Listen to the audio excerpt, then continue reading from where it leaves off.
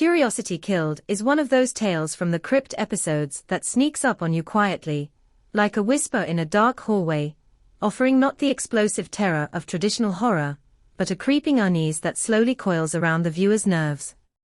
From its first frame, the atmosphere is thick with suggestion, inviting the audience to join the protagonist in questioning every corner of her reality. The opening scene establishes a contained world that feels at once familiar and unsettling.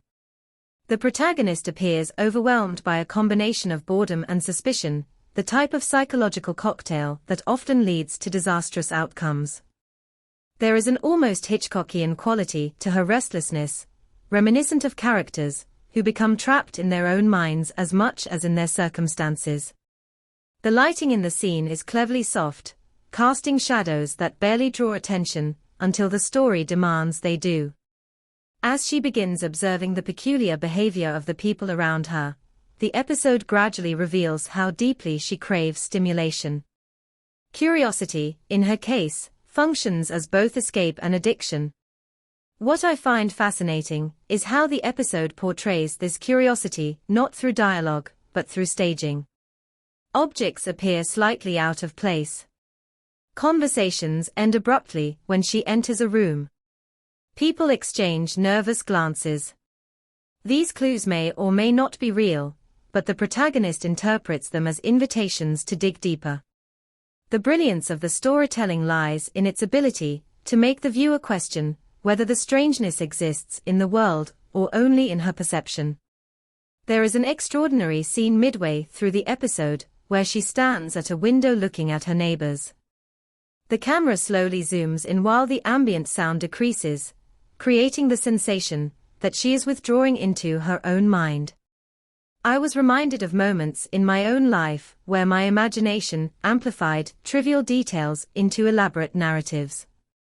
Curiosity often lifts us out of monotony, but it also tricks us into believing patterns exist where they do not. The episode captures this duality with subtle elegance. As her suspicions increase, her actions grow more intrusive. She rummages through belongings that are not hers. She listens through walls.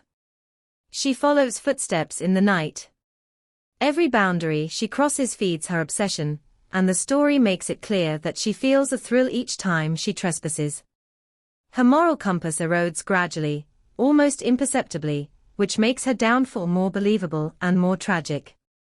One of the best crafted scenes is the confrontation between her and a neighbor she believes is hiding something sinister. The dialogue is sharp and nervous, filled with pauses that reveal more than the words themselves. The neighbor tries to appear calm, but her subtle anxiety only fuels the protagonist's conviction. The tension in that moment is palpable, like the air before a storm. This interaction serves as a turning point where her curiosity mutates into paranoia. The climax unfolds in a confined space that amplifies the horror of the revelation. What she discovers in the end is shocking, but not gratuitous, and the twist feels like a logical extension of her recklessness. The aftermath is chilling because the viewer understands that her destruction was not caused by external forces, but by her own refusal to respect boundaries. Throughout the episode, the recurring visual motif of mirrors and reflections hints at the story's psychological foundation. She is not only searching for hidden truths about others, but also avoiding uncomfortable truths about herself. Curiosity becomes a convenient distraction from emotional wounds she refuses to confront.